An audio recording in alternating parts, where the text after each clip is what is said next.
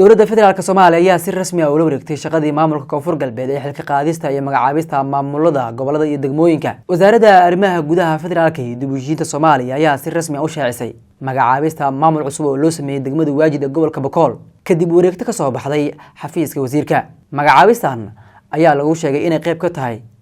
dadaalada lagu xoojinayo maamulka, amniga iyo adeegyada bulshada Koonfur Galbeed ee Soomaaliya. Mas'uuliyiinta cusub ee loo magacaabay degmada Waajid ayaa kala ah Xasan Cabdi Isaaq Bootole oo loo magacaabay gudoomiyaha degmada, Maxamed Cabdiraxmaan Maxamed Jugle oo noqday gudoomiye ku-xigeenka arrimaha amniga siyaasadda, Aadan Cali Kuulo oo loo magacaabay gudoomiye ku-xigeenka arrimaha bulshada, iyo Anyaale Cabdi Dhuuxyare oo noqday xogayaha dowladda hoose.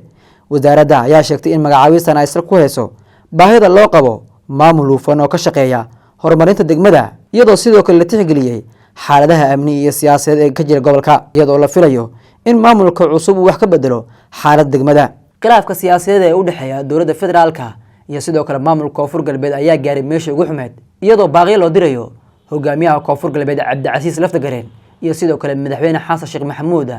inay xaalad dejiyaan oo xalka wadahadal ku raadiyaan.